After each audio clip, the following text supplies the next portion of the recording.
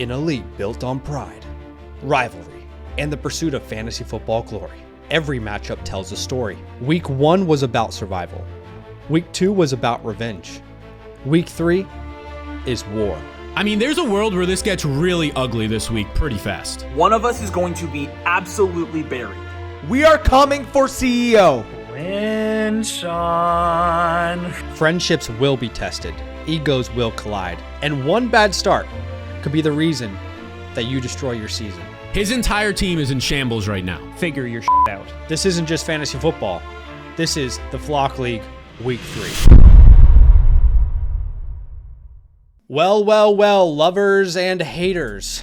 There's a lot of big matchups here in week number 3. The matchup that I will be the most tuned into, however, is what is currently the toilet bowl. These are two creators at the bottom of the league. We're talking Avery Huffman of Domain. We're talking Daniel Cuckoo Badaki of Fantasyland Football. Whoever loses this game will be 0-3, and their chances to make the playoffs. You never say never, but it will be a very hard climb back. We have Badaki in 11th, Avery in 12th. If we're honest about this matchup, Badaki's team has not actually been that bad. Now, as far as Avery, right now he's probably drafted the all underperforming team. You look at names like Amarion Hampton, names like Terry McLaurin. Where is he? Somebody get that boy a map. Names like Devonta Smith. Does he know that the season has started? Names like Sam Laporta. These are guys that are just the all underperforming team. So both of these guys are due for positive regression, which is a real word. So I will be the most tuned to that matchup personally. Okay, well, not the most excited I've ever been for week 3 in fantasy football, given that I'm 0-2. I have the worst points for in the league, and none of my players decided to score any fantasy points in the first 2 weeks. The good news is I am favored by 10 points this week because I have Badaki. Badaki is one of the other he really is the other creator that is kind of in a huge hole right now because we are both 0-2. And so one of us this week is going to be falling to 0-3. I personally don't think my team is that bad. But every single player is off to a very slow start this year. It's not like Terry's bad. He just got paid. So I don't think I'm in that bad a shape. But at the same time, if I fall to 0-3, it doesn't matter how good or bad my team is. I'm going to be absolutely screwed. 0-3, I don't think I can recover from that. I legitimately don't. Going into week 3, we're down to 0-2. It's not ideal. Where we need to be is above 500. And the first step we had to take is by winning week 3. So what is week 3? An absolute, It's a must win. Say it with me. It's a must win, everyone. If you go down 0-3 in the Flock League, call your season over. It's a new team, okay? It's an absolute must win. So what does the team need to do in my one and only thing, my team, I'm telling you to do, okay? My one and only mission is to clock in. Yo, it's football time, baby. We have to clock in. Now look, Avery, I'm going against the reigning champ. He's 0-2. One of us, okay? One of us at the end of this week is going to be 0-3. And it can't be me. We've also got old man Bush himself versus Sal. Sal coming off a win against yours truly. We were both the highest scorers of the week. Sal's team is firing on all cylinders. That combination of CMC and Jonathan Taylor is deadly. And just be careful if Trey McBride gets going. Now, Bush. I want to be happy for Bush, but the guy is 2-0 and already the most arrogant person in this league after finishing last year. Like, just for me, I watch the show as a fan as well.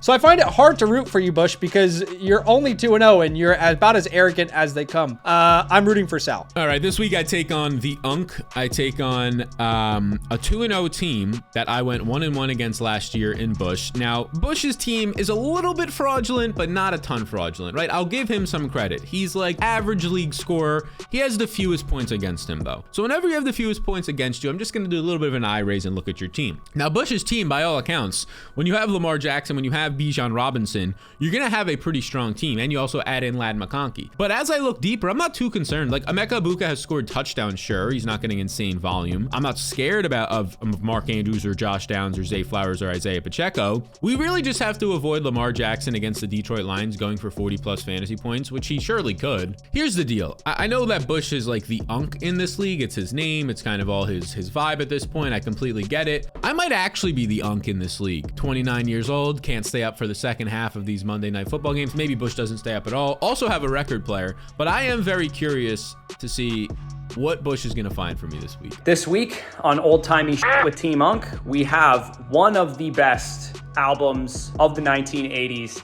That would be ZZ Top's Eliminator. Now, this applies specifically to my opponent because, as you guys know, Sal has never had a hair out of place on his head one time. Haircuts 3 times a week. I don't know. At this point, he gets a haircut a lot. One of the biggest songs in the history of ZZ Top is Sharp Dressed Man, which is who I'm going up against this week. And there's also a song, the 5th track on the album, called I Got the 6. And I'm going to need a lot of touchdowns this week to beat Christian McCaffrey versus the Arizona Cardinals. So I Got the 6 versus the Sharp Dressed Man. Let's roll.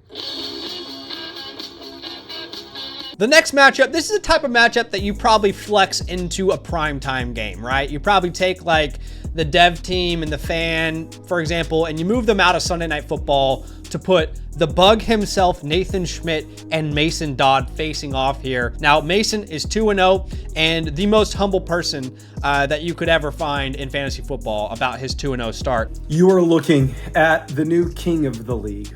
First place, where we belong. He's got a fantastic team. Josh Allen leading the way there. On the opposite side of things, Nathan deserves an apology from a lot of you guys. In fact, I'd officially like to submit my apology. You know in the movie Step Brothers, when they're singing Nathan has a mangina, right? And then the parents even get involved? I kind of feel like I was the parents in that situation because I was kind of joining in on the chant against Nathan with Judkins, but so far Judkins in the 5th doesn't look that crazy. But for the love of God, Nathan, please, for the love of God, we cannot let Mason start 3-0. This man's head is already too big, all right? We need you to be a savior this week. Hello to all my subjects. It is I, the king of the league, currently 2-0 at the very top of the standings. And honestly, this week it looks like nothing's gonna change, right? Because this week we get the teeny tiny young bug. And you know what I'm gonna do? I'm gonna crush that bug. Starting tonight, we have Josh Allen going. Yes, Nathan may or may not have luckboxed himself into the Buffalo Bills defense, but here's what we don't need. We do not need any pick sixes. We don't need any fumble returns.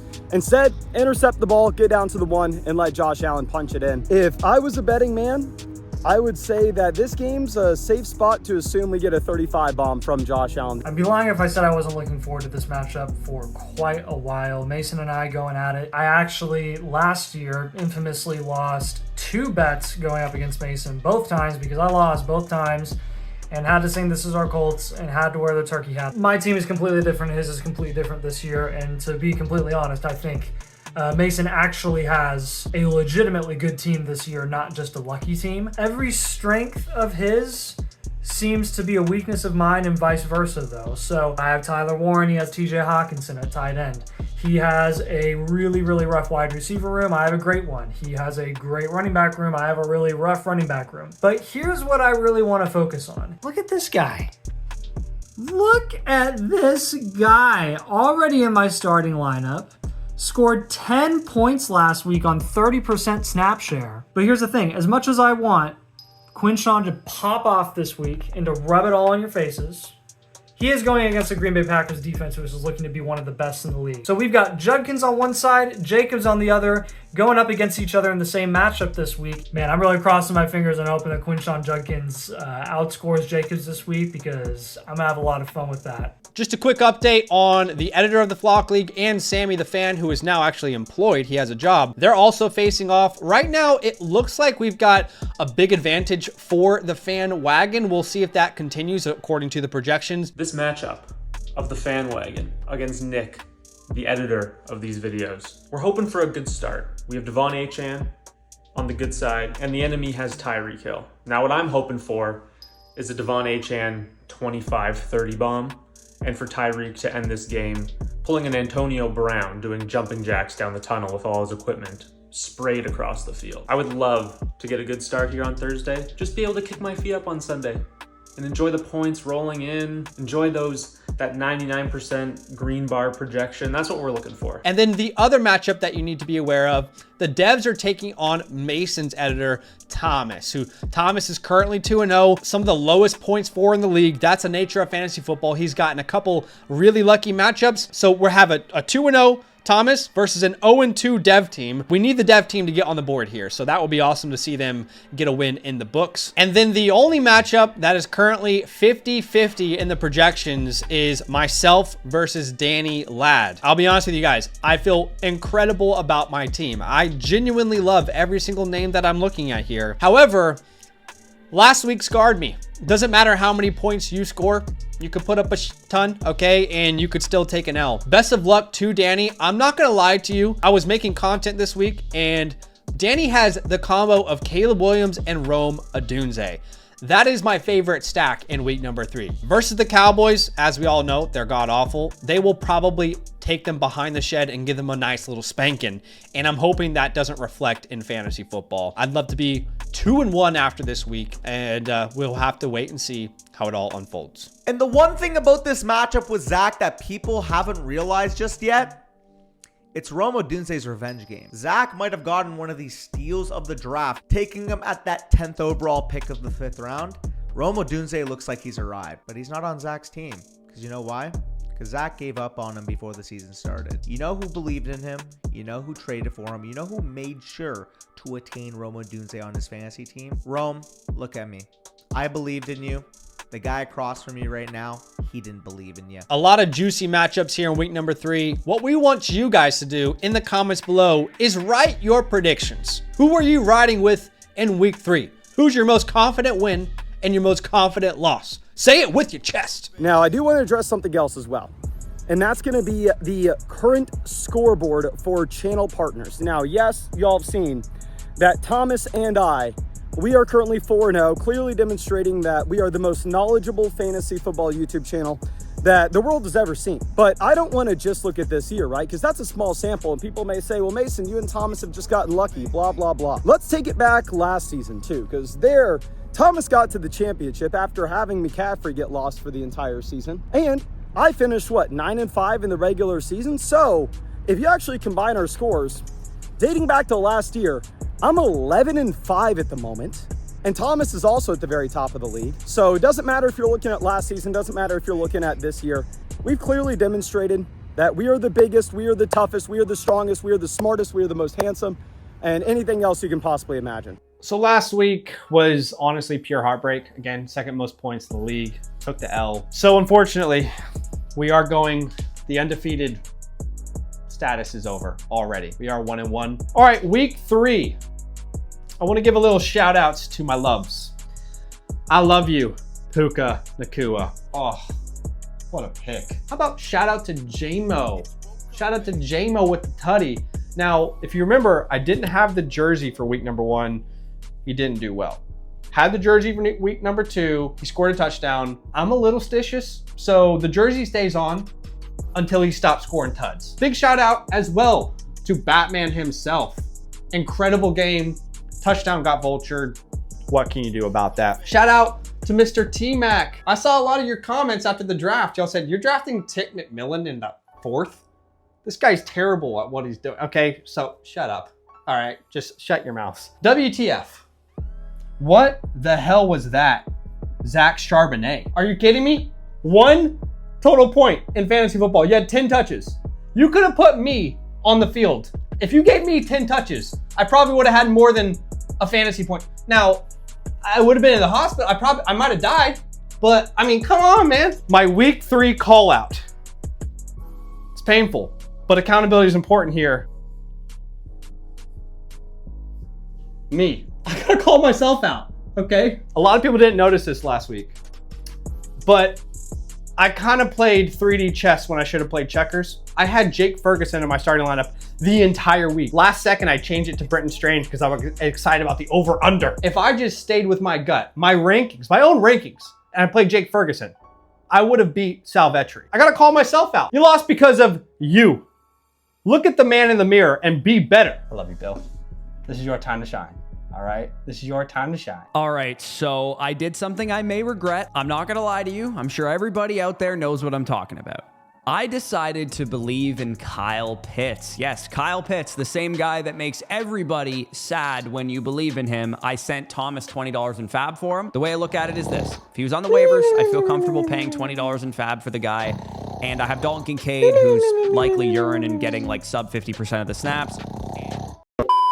I have so many people I need to thank. One, I need to thank all the girls watching this channel. Why I'm specifically thanking all the ladies is, well, there are a lot of guys that root for different creators, right? There are a group of guys that root for Sal, no idea why. We all know who the ladies are rooting for. That's the team of destiny. Second off, thank you to Josh Allen, the leader of my men, setting the tone, breaking his nose, popping it back into place, getting his ass out there, understanding that I was going to need every single point. Lastly, I need to thank TJ Hawkinson. What you've been able to do on the defensive side of the ball, where I made sure you had the assignment to lock down Amari and Hampton. You did just that, buddy, and you've earned your spot on the team of destiny. All right, we got Sal and Bush, first matchup of the week. It looks like Bush is starting Isaiah Pacheco, and if he has no Igbuka, I'm guessing he's putting in Jeremy McNichols. So I'm going to start us off by... Why do you hate Josh Downs? Why do you hate Josh Downs? Brother, he's averaged 7 points per game this year. What do you want? Mason's not a fan of wide receivers. Haven't you seen So his is Nico Collins. What's your point? All right, well, I'm voting Great. Sal, regardless. Yeah, I'm gonna say I'll go. So keep talking, Bush. I will, gladly. Dude, I'm gonna keep it a stack. Christian McCaffrey versus Arizona, Jonathan Taylor versus Tennessee. That might be like 65 points combined. Yeah, I can speak from experience. I've felt the power and the girth of the CMC Taylor combo. Don't feel good. I would like to say I think that Bush is going to win. I think Pacheco scores 2 touchdowns against the Giants and Bush wins. That's why you're the fan. I think he not might the score 2 touchdowns this season, so I appreciate you, Sammy. I don't think it really matters because I'm irrelevant. Because I'm 0-2 and black in the league, but I'll take Sal. Oh, Jesus Christ. That's where I'm going. And I'm gonna go with Sal. All right, Bush, you're the underdog this week. Let's move over to the matchup nobody's watching. Thomas, the editor, who currently is 2-0 versus Dev Team. I'm going to have to go I ahead and am losing this matchup. My team is terrible. I got so lucky. I am the second lowest scorer in the league. But you're 2-0. You play great defense, so I'm going to go with you. Dev team is due for a win here. Yeah, I'm going Dev team as well. I think they're gonna pull off. Their team's not that bad, honestly. I'm telling you, man, Dev team is a sleeper. I'm taking them here, and I mean, I can totally see them sneaking into the playoffs. Yeah, Dev's by 40. I mean, I give it 1 to 2 weeks before half their team is on someone else's team in this league, but until then, I'll take them this week. I'll take Dev team as well. I'm going to say Thomas. I'll say Thomas. Let's go with the Ladster and Zach. I'm going to go with the Ladster because the Cowboys cannot play defense, and that Bears-Dallas game is going to score 80 points. I'm gonna roll with the Lad because Zach's been talking. Yeah, Danny's team should win. These wide receivers are pretty damn good, but I think Puka's probably dropping 30 against Philly, and I'm going to go with Zach. I'm also going to go with Zach. I think really tough loss last week. I think it's toss up, but I'm gonna go Danny. I honestly think both of you guys have a really good shot to win this matchup. This should be a really good one. I think JCM's going to score more than 1 point this week. So the next one is Sammy Stacks versus the editor. I'm going to be going with the editor because the fan at the moment already got cucked by Ollie Gordon with the Devon H1. I'm going to go Sammy. Some people pay to get cucked, so. This is Jordan Mason redemption week. I'll roll with Sammy too. yeah, give it to Sammy. Why not? Yeah, I'm going Sammy. The editor is starting Alec Imanor. I'm going to go with Sammy. It's not looking great for Nick. I'm not going to lie. Nick's pretty banged up. If BTJ doesn't play or Bowers, one of those guys doesn't play, Bowers will probably be fine. But BTJ, I don't know. He was limited today, so. Yeah, I think Alec's better than BTJ anyways, right? That's true. I'm just definitely going with Nick. He's got Javonte as a steal. All right, can we go to the 2 worst teams in the league with Avery and Badaki? Avery Badaki here. Is this the biggest matchup of the season so far? I think so. I think so. Yeah, It's a 0-3, your mind is how do I not get last rather than how do I win? I'm going to go with Badake here. I'm going to go with Badake. Yeah, me too. Oh, okay, I love that. Come on. I'm going with Badaki. I mean, assuming you start a kicker, I'll go with you. I will. I'll roll with Avery. 30 combined from Packers defense and Jake Bates, and we have Badaki complaining about kickers and defenses after the week. I'm going Avery. So here's the thing. I called it last week where Sal had the toughest competition in the league week 1. Obviously comes out. He stomps week 2. Same thing with Avery. Avery had the toughest competition in the league in week 2, and now his team's going to be ready. So I think week 3, Avery takes this. I wouldn't be surprised if he's the highest scoring team in the league week 3. Is that we have one more matchup, or is that all of them? We have one more. We don't have to spend any time with it. We all agree. I crushed the bug. I got the bug. I want to take a look. I want to take a look. I will say the bug when he's an underdog is feisty, and he's a big underdog right now. Revenge game, bro. I'm telling you. What's the Quinshon Judkins stat line this week? 12 carries, 39 yards. Is that good? Touchdown. I mean, that's going to be like every week. 12 carries, 40 yards. I don't know. I'm going to go with the underdog, Nathan. I think that it's going to flip from last week, where last week Mason needed less than 5 points on Monday night. This week he's going to need like Henry to not score 30, and he's going to score 36. Oh my God, I need Oh, that. okay. I've already decided I'm the 07 Patriots. Y'all aren't going to see me lose this year. I mapped out every matchup I have from now until the end of the season. The expectation that my locker room knows is we are undefeated by the end of the year. We're going to go with the Buck. I'm going to go with Mason because if Mason were to lose, it would make my life a lot better, and I just don't see my life getting any better at the moment. So Okay. Dalton Kincaid just got into the 1 yard line here. That means it's a prime Jimmy Cook. We do not need Josh Allen touchdown. No Josh Allen touchdown. Okay, please, it has to be James Cook. Jimmy. Go, Jimmy. Go, Jimmy. Let's go. That's a James Cook touchdown, baby. Let's go. Talk that shit up, baby. James Cook touchdown. I think I used up all of my good fantasy football fortune last year. Shakira, what a touchdown, baby. Do.